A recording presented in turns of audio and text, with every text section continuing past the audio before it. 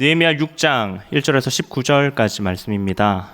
산발락과 도비아와 아라비아 사람 게셈과 그 나머지 우리의 원수들이 내가 성벽을 건축하여 허물어진 틈을 남기지 아니하였담을 들었는데 그때는 내가 아직 성문에 문짝을 달지 못한 때였더라.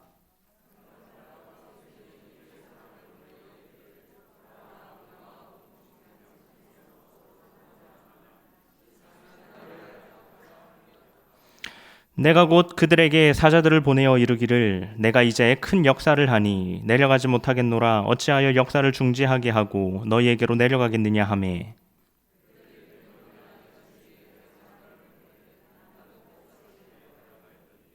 산발랏이 다섯 번째는 그 종자의 손에 봉하지 않은 편지를 돌려 내게 보냈는데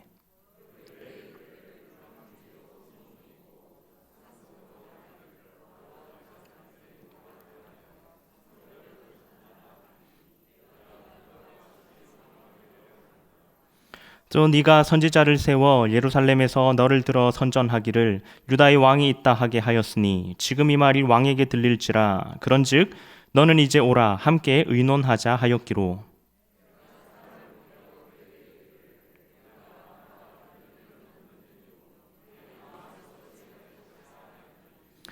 이는 그들이 다 우리를 두렵게 하고자 하여 말하기를 그들의 손이 피곤하여 역사를 중지하고 이루지 못하리라 함이라. 이제 내 손을 힘있게 하옵소서 하였노라.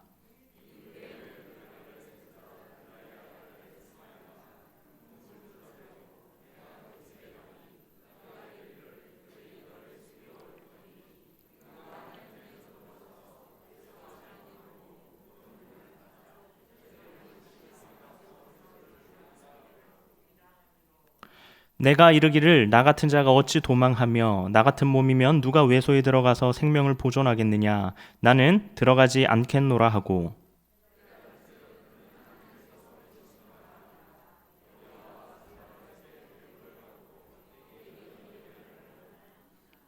그들이 뇌물을 준 까닭은 나를 두렵게 하고 이렇게 함으로 범죄하게 하고 악한 말을 지어 나를 비방하려 함이었느니라.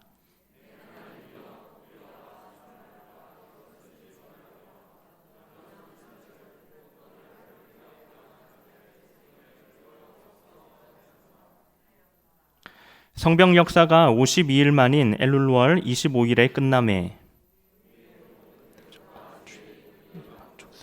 이를 두고 다 돌아와요. 크게 낙심하였을 때 우리 하나님께서 이 역사를 이루신 것을 알미니라.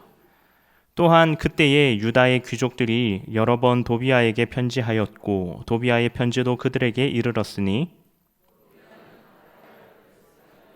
되었고 도비아의 아들 여호하난도 베레게의 아들 무술람의 딸을 아내로 맞이하였으므로 유다에서 그와 동맹한 자가 많음이라. 함께 읽습니다. 그들이 도비아의 선행을 내 앞에 말하고 또 내 말도 그에게 전하매 도비아가 내게 편지하여 나를 두렵게 하고자 하였느니라. 아멘. 아멘. 오늘 본문에 제가 오늘 말씀을 전하는 제목 이 ready라는 단어 뜻이 무엇일까요? 바로 준비하다, 준비하게 하다라는 의미를 가진 단어입니다. 우리는 이 단어를 단순히 그냥 준비 이렇게만 쓰지 않고요. 관용적으로 자주 사용하는데요. Are you ready? 아니면 당신은 준비되었습니까? 여러분 준비됐습니까? 라고 할 때 이런 표현으로 우리가 ready라는 단어를 종종 사용합니다. 이렇듯 목표를 확인하고 이 실전에 앞서서 이제 마지막으로 점검할 때에 우리가 바로 이런 말들을 쓰면서 우리가 진짜 준비가 되었나? 라는 것을 점검할 때 이 단어를 종종 쓴다라는 것이죠.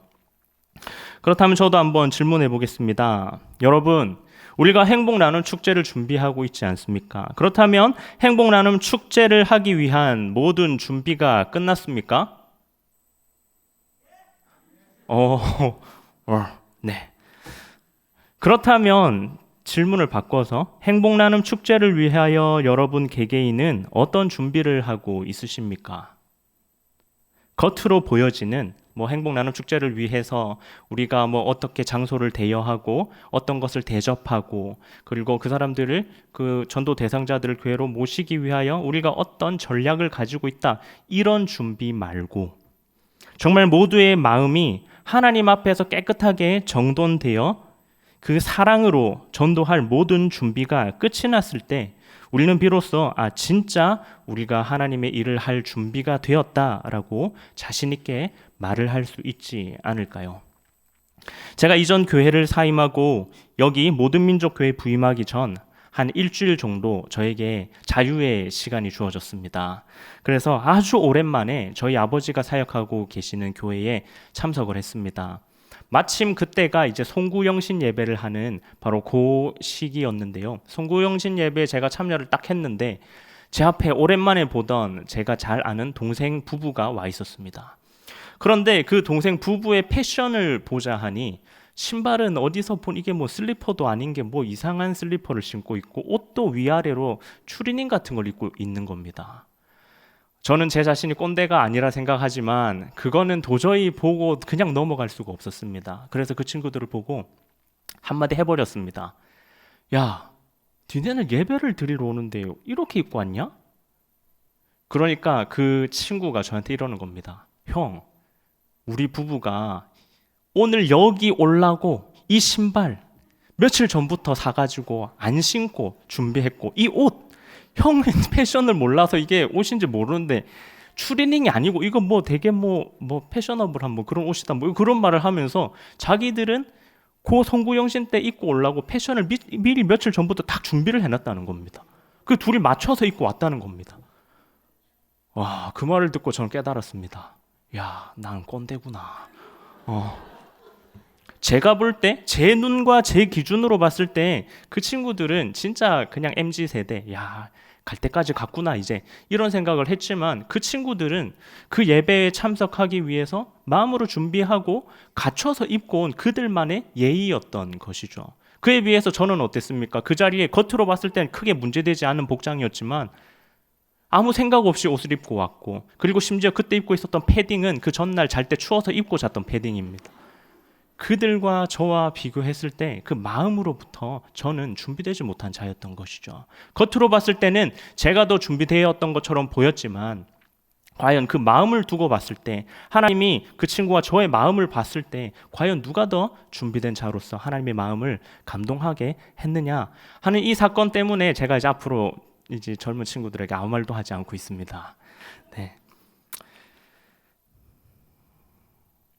이처럼 우리는 준비라는 단어를 사용할 때에 단순히 보여지는 어떤 외적으로 준비가 잘 되어지고 있는가, 얼마나 잘 준비가 되었는가가 아니라 진짜 본질적으로 그 마음이 어떤 준비를 하고 있는가, 이것을 잘 살펴보고 점검해야 할 것입니다. 이에 오늘 본문은 본질적으로 준비를 끝마친 두 진영이 등장하고 있습니다. 그리고 그 두 진영 간의 대립이 나오는데 이 말씀을 통하여서 우리가 소유해야 할 이 본질적인 준비가 무엇인지 우리가 함께 나누어 보기를 기대합니다. 오늘 본문에서 먼저 등장하는 첫 번째 진영은 여타 그랬듯이 바로 느헤미야의 대적자들입니다. 오늘 본문 1절에서 14절까지는 느헤미야의 대적자들이 등장합니다. 이들 진영은 느헤미야를 무너뜨리고 끌어내리고 그리고 느헤미야를 죽이기 위해서 그 마음으로부터 모든 준비를 끝낸 사람들입니다. 어떻게 이렇게 단언할 수 있냐 하냐면 이들은 한두 번 슥슥 이 느헤미야를 찔러보고 안 되면 뭐 말지라는 이런 식으로 느헤미야를 방해했던 것이 아니라 느헤미야가 시작되고 2장부터 등장하게 된 이들이 계속해서 등장하면서 느헤미야를 공격하고 방해하고 끝까지 물고 늘어지는 모습을 보여주고 있기 때문입니다. 그중 오늘 본문에서 첫 부분에 가장 먼저 등장하는 인물은 바로 이 산발랏과 게셈입니다. 본문 2절입니다. 산발랏과 게셈이 내게 사람을 보내어 이르기를 오라 우리가 오노 평지 한 촌에서 서로 만나자 하니 실상은 나를 해하고자 함이었더라. 먼저 이 산발랏과 게셈은 느헤미야를 죽일 목적으로 이 오노라는 평지에서 만나자고 제안합니다. 하지만 느헤미야가 이에 응하지 않습니다. 산발랏과 게셈은 무려 4번이나 똑같은 것을 요청하였지만 느헤미야는 이에 응하지 않았습니다. 그러자 산발랏과 게셈은 여기서 그치지 않고 그들의 전략을 바꿉니다. 본문 5절 6절입니다. 산발랏이 다섯 번째는 그 종자의 손에 봉하지 않은 편지를 들려 내게 보냈는데 그 글에 이르기를 이방 중에도 소문이 있고 가스무도 말하기를 너와 유다 사람들이 모반하려 하여 성벽을 건축한다 하나니 네가 그 말과 같이 왕이 되려 하는도다. 이제는 느헤미야를 역모를 꾸미는 자로 이 모함한 내용을 적었는데 그 적은 내용을 편지에 넣었습니다. 근데 그 편지를 봉하지 않고 느헤미야에게 보냈다라고 말을 하고 있습니다. 여기서 봉하지 않았다라는 표현은 그 표현으로 우리는 무엇을 알 수 있냐면 그 편지를 누구나 꺼내어 볼 수 있었다라는 사실입니다. 당시 문화를 한번 살펴보자면 이 법률 문서를 작성할 때에 봉인하지 않은 문서 하나 그리고 봉한 문서 하나 이렇게 한 쌍으로 기록을 하였다라고 합니다. 그래서 봉인하지 않은 것은 현장에서 바로 사용 가능하도록 그 목적으로 만들었고 봉인하지 않은 것은 나중에 증거로 사용하기 위하여 이렇게 한 쌍으로 만들었다라는 것이죠. 그러니까 오늘 이 편지를 줄 때에 봉인하지 않고 줬다라는 말은 그 안에 느헤미야가 반역을 하려고 성벽을 쌓는다라는 말을 기록하여 보냄으로 마치 이 글이 법적 효력을 가진 이 내용의 문서가 유출된 것처럼 모략을 꾸민 것입니다. 그런데 이들의 계략은 여기서 끝나지 않습니다. 본문 7절입니다. 또 네가 선지자를 세워 예루살렘에서 너를 들어 선전하기를 유다의 왕이 있다 하게 하였으니 지금 이 말이 왕에게 들릴지라. 그런즉 너는 이제 오라 함께 의논하자 하였기로. 이제는 선지자의 예언을 자기들 마음대로 해석해서 이제 느헤미야가 왕이 되고자 하는 것으로 왜곡합니다. 그리고 이 말이 아닥사스다 왕에게 전해지면 네 곤란하지 않겠냐 이렇게 협박하면서 그 전에 우리가 만나서 얘기를 좀 조율하자 이런 식으로 꿰어내려고 온갖 수를 다 쓰고 있다라는 것이죠. 이들은 이에 응해서 만나러 나와도 느헤미야를 잡아 죽일 수 있었으며 그리고 느헤미야가 나오지 않더라도 계속해서 이런 식으로 옆에 잡음을 만들어내고 소음을 만들어내므로 느헤미야를 지치게 해서 이 성벽을 재건하는 데 방해하기 위해서 끊임없이 이러한 노력들을 했고 그런 작전들을 짰던 것입니다. 하지만 이들의 어떤 노력에도 느헤미야는 일절 이들의 음모에 넘어가지 않고 있습니다. 그러자 이 산발락과 게셈의 모든 수가 막히고 그렇지만 그들은 포기하지 않습니다. 그들의 노력은 이제 도비야가 바통을 받아 이어갑니다. 본문 10절입니다. 이후에 무헤다벨의 손자 들라야의 아들 스마야가 두문불출하기로 내가 그 집에 가니 그가 이르기를 그들이 너를 죽이러 올 터이니 우리가 하나님의 전으로 가서 외소 안에 머물고 그 문을 닫자 저들이 반드시 밤에 와서 너를 죽이리라 하기로. 이제 도비야는 제사장이었던 스마야에게 뇌물을 주어 이 산발랏 일당이 보낸 암살자들이 밤에 너를 죽이러 온다라는 소식을 내가 들었다. 그러니 너는 나와 같이 성전 외소, 성소에 가서 숨어 있자. 그래서 그렇게 해서 너의 목숨을 보존하자. 마치 이런 식으로 마치 느헤미야의 목숨을 걱정해 주면서 느헤미야를 보호해 주는 것처럼 꾸며서 느헤미야를 끌어내려고 합니다. 만약 느헤미야가 정말로 이 말을 듣고 죽음을 두려워해서 성소로 숨었다라고 한다면 먼저는 백성의 지도자로서 그의 체면을 떨어뜨리게 됨과 동시에 이 제사장의 신분이 아닌 자가 성전의 성소 안에 들어갔다 그렇게 되면 죽게 되지 않습니까? 그것을 노렸던 것입니다. 이처럼 산발랏, 게셈, 도비야는 아예 마음으로부터 느헤미야를 끌어내리고 죽이기 위하여 말 그대로 작정한 자들이었습니다. 마음으로부터 느헤미야를 죽일 준비가 되었다 보니 한두 번 실패로 멈추지 않고 끝까지 치밀하게 그리고 끈덕지게 죽이려 달려들었던 것입니다. 사랑하는 성도 여러분, 이처럼 사단은 하나님의 일을 방해하기 위하여 혈안이 되어 있습니다. 그리고 그 사단은 하나님의 일을 방해하기 위해 모든 준비를 하고 있습니다. 그래서 우리가 하나님의 일을 하려고 할 때마다 성경에 나오는 모든 인물들이 하나님의 일을 하려고 할 때마다 이 사단이 정말 생각하지도 못했던 방법으로 그들을 막고 방해하는 것입니다. 우리를 방해하는 사단도 우리를 방해하기 위한 준비를 하여 우리의 약한 부분, 약점을 파고 들어가려고 애를 쓰는데 그런 사단의 공격으로부터 우리가 맞서려면 우리 역시 준비해야 하지 않겠습니까? 그렇다면 우리는 무엇으로 준비를 해야 할까요? 무엇으로 그들의 공격으로부터 우리의 마음을 준비할 수 있을까요? 이는 오늘 본문에서 두 번째 진영으로 등장하는 느헤미야의 모습을 통하여 우리는 깨달을 수 있습니다. 산발랏, 게셈, 이 도비아의 방해들을 우리가 볼 때는 되게 별것 아닌 것처럼 볼 수 있습니다. 본문에서는 그냥 뭐 이렇게 하라 했다. 근데 안 간다. 오라. 안 간다. 피하자. 안 간다. 뭐 이렇게 뭐가 무미건조하게 흘려가니까 그냥 안 간다 했구나. 이렇게 정도로 생각할 수 있었겠지만 앞서 설명드렸던 대로 이들은 당시 총독으로 있었던 느헤미야가 굉장히 신경 쓸 만한 것들로 음모를 짰다는 사실을 우리는 기억해야 합니다. 내가 총독인데, 내가 리더인데 지금 성벽 재건하는 것도 솔직히 지금 빡센데 주변에서 내가 반란을 꾸미느니 많이라는 소리가 돌고 이게 또 법적인 효력이 있는 문서로 위조되어 가지고 막 돌아다닌다네. 지금 이 주변이 시끄럽네. 내가 이걸 지금 나서서 중재를 해야 되나 말아야 되나. 저건 거짓이다. 내가 찾아다니면서 말을 해야 되나. 아니 그런데 이렇게 막 정신없는 와중에 누가 나를 또 죽이러 온다고 하네. 그럼 내가 지금 피해야 되나 말아야 되나. 내가 여기 있는 게 맞나. 이런 식으로 사람을 굉장히 초조하고 말려 죽이려고 하는 것처럼 그들이 작전을 짰다라는 것입니다. 그런데도 느헤미야가 일절 흔들리지 않을 수 있었던 이유는 느헤미야가 진짜 마음의 준비를 마친 사람이었기 때문입니다.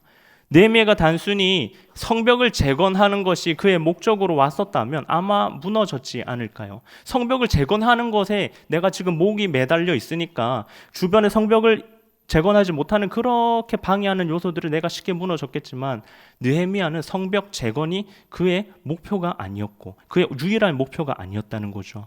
하나님 나라 그리고 그 공동체를 완전히 온전히 회복시키는 것이 그의 마음이 준비가 되어 있었기 때문에 그는 그런 공격에 무너지지 않을 수 있었던 것입니다. 느헤미야가 어떤 사람이었습니까? 느헤미야는 첫째로 심각한 문제 앞에서 하나님의 백성과 나라를 위하여 진심으로 이스라엘을 위한 관심과 사랑을 충만하게 가졌던 자였습니다. 이는 느헤미야 1장으로 넘어가서 그 마음을 우리가 발견할 수 있는데요. 느헤미야 1장 3절 4절입니다. 제가 읽어드리도록 하겠습니다. 그들이 내게 이르되 사로잡힘을 면하고 남아있는 자들이 그 지방 거기에서 큰 환난을 당하고 능욕을 받으며 예루살렘 성은 허물어지고 성문들은 불탔다 하는지라 내가 이 말을 듣고 앉아서 울고 수일 동안 슬퍼하며 하늘의 하나님 앞에 금식하며 기도하여 아멘. 그는 자신의 안위보다 민족의 근황에 더 관심을 가집니다. 관심이 먼저 있고 그 관심에서 사랑이 흘러나오니 민족을 위하여 공동체를 위하여 이렇게 눈물을 흘릴 수 있었던 것입니다. 그리고 둘째로 그는 민족의 죄를 자신의 죄로 동일시하여 기도합니다. 동일하게 1장 6절 7절입니다. 이제 종이 주의 종들인 이스라엘 자손을 위하여 주야로 기도하오며 우리 이스라엘 자손이 주께 범죄한 죄들을 자복하오니 주는 귀를 기울이시며 눈을 여시사 종의 기도를 들으시옵소서. 나와 내 아버지와 집이 범죄하여 주를 향하여 크게 악을 행하여 주께서 주의 종 모세에게 명령하신 계명과 율례와 규례를 지키지 아니하였나이다. 이 마음을 품고 공동체의 진정한 회개를 위하여 먼저 엎드리고 자복하고 하나님의 긍휼을 구하였고 이제는 그 모든 것을 하나님 앞에 두고 하나님께 주야로 기도했던 사람이 바로 느헤미야였습니다. 셋째로 그는 비전을 가지고 미래를 내다보았습니다. 1장 9절에서 11절까지입니다. 우리 함께 한번 읽어보도록 하겠습니다. 만일 내게로 돌아와 내 계명을 지켜 행하면 너희 쫓긴 자가 하늘 끝에 있을지라도 내가 거기서부터 그들을 모아 내 이름을 두려고 택한 곳에 들어오게 하리라 하신 말씀을 이제 청하건대 기억하옵소서. 이들은 주께서 일찍이 큰 권능과 강한 손으로 구속하신 주의 종들이요 주의 백성이니이다. 주여 구하오니 귀를 기울이사 종의 기도와 주의 이름을 경외하기를 기뻐하는 종들의 기도를 들으시고 오늘 종이 형통하여 이 사람들 앞에서 은혜를 입게 하옵소서. 아멘. 느헤미야는 관심과 사랑으로 기도함에 있어 특별히 이 하나님께서 약속하신 말씀을 기억하면서 기도하고 있습니다. 단순히 하나님이 이 성벽을 재건하게 하라 하셨으니 성벽 재건하게 하여 주시옵소서, 그냥 이 성벽 재건하고 끝나는 것이 아니라 그 너머에 이 성벽 재건이 의미하고 있는 바를 생각하고 하나님이 나에게 주신 그 비전을 기억하고 그 비전을 이제는 나의 백성들에게, 하나님의 백성들에게 전하고 있다라는 사실입니다. 이스라엘 백성이 하나님께 돌아와서 회개하고 하나님의 계명을 순종하면 예루살렘으로 돌아오게 하시겠다는 그 하나님의 약속을 붙들고 기도하며 하나님의 백성들에게 전하고 있는 것입니다. 이처럼 느헤미야는 황폐함과 어지러움 가운데에서도 미래의 소망과 비전을 품고 있었던 사람입니다. 그리고 하나님 앞에서 이를 온전히 믿고 의지했던 사람입니다. 그랬더니 오늘 본문 15절 16절 어떻게 되었습니까? 성벽 역사가 52일 만인 엘룰월 25일에 끝남에 우리의 모든 대적과 주위에 있는 이방 족속들이 이를 듣고 다 두려워하여 크게 낙담하였으니 그들이 우리 하나님께서 이 역사를 이루신 것을 알미니라. 아멘. 단순히 느헤미야가 처음부터 성벽 재건만을 위해서 목매달았더라면 과연 그들이 그냥 성벽이 세워졌구나, 다시 무너뜨리러 가자 하지 않았겠습니까? 하지만 느헤미야가 시작부터 바로 그 마음으로 하나님 앞에 나아섰고 백성들 앞에 섰더니 이제는 그 이방 사람들이 크게 낙심하지 않습니까? 왜냐하면 이 모든 것을 여호와께서 하셨는지 알게 되었기 때문입니다. 정리를 한번 해볼까요? 느헤미야는 어떤 사람입니까? 첫째로 백성을 향한 관심과 사랑이 충만했던 사람입니다. 둘째로 민족의 죄를 자신의 죄와 동일시했던 사람입니다. 셋째로 비전을 품고 미래를 보았던 사람입니다. 이를 위하여 기도하고 겸손하게 엎드렸더니 늘 겸비한 모습으로 하나님 앞에 이와 같이 간구하였더니 하나님이 성벽 재건과 동시에 주변 이방 백성들이 그 이스라엘을 보고 두려워 크게 낙심하는, 한마디로 하나님의 나라가 승리케 되는 그 영광을 맛보게 하신 줄로 믿습니다. 말씀을 정리하겠습니다. 행복 나눔 축제가 이제 코앞으로 다가왔습니다. 행복 나눔 축제 하실 준비가 되었습니까? 무슨 준비가 되었습니까? 작전, 행사, 보여지는 부분들이 다가 아닙니다. 진짜 우리의 마음이 준비되기를 소망합니다. 전도 대상자들을 먼저 우리가 마음으로 생각하고 그들을 위하여 애통하는 우리가 되기를 소망합니다. 전도 대상자들을 위하여 애통해야 하지 않았다면 그 모습 역시 내어놓고 하나님께 눈물로 회개하며 기도하는 우리 공동체가 되기를 소망합니다. 전도 대상자들과 함께 하나님 나라를 세워가는 그 비전을 품는 우리 공동체가 되기를 소망합니다. 이 마음을 우리가 품었을 때에 오늘 이 느헤미야의 고백, 14절의 고백이 우리의 고백이 되기를 원합니다. 내 하나님이여 도비아와 산발락과 여선지 노아디아와 그 남은 선지자들 곧 나를 두렵게 하고자 한 자들의 소행을 기억하옵소서 하였더라. 아멘. 주님, 내가 이 느헤미야의 마음으로 하나님 앞에 나아갑니다. 하나님, 내가 내 마음으로 이 행복 나눔 축제, 사람 많이 오고 이 행사 축제를 하나 끝내는 것이 우리의 목적이 되지 않게 하여 주시옵소서. 내가 정말로 그들을 향하는 내 마음으로부터 준비하여 이 행사를 하나님 앞에 올려드릴 때에 하나님 기억하옵소서. 이 적들이 우리를 방해하고 우리를 못 살게 군다 할지라도, 우리가 예상치 못한 어려움이 온다 할지라도 주님, 그들의 소행을 주님이 기억하여 주시옵소서. 우리는 이 마음으로 하나님께 나아갑니다. 나머지는 주님이 하여 주시옵소서. 주님께 맡겨드립니다. 이 고백이 우리의 마음의 준비가 되기를 소망합니다. 주님, 두렵지만 우리는 이 마음으로 행복 나눔 축제에 임하니 사단의 소행들 주님이 기억하여 주시옵소서. 행복 나눔 축제로 인하여 우리 개인이 드러나고 교회가 드러나는 것이 아니게 하여 주시옵소서. 오직 하나님 나라가 드러나며 오직 하나님 이름만 선포되는 귀한 믿음의 역사가 되게 하여 주시옵소서. 이 마음의 준비로 결단하는 우리 모든 민족교회 믿음의 공동체 다 되시기를 주님의 이름으로 축복합니다. 아멘. 아멘.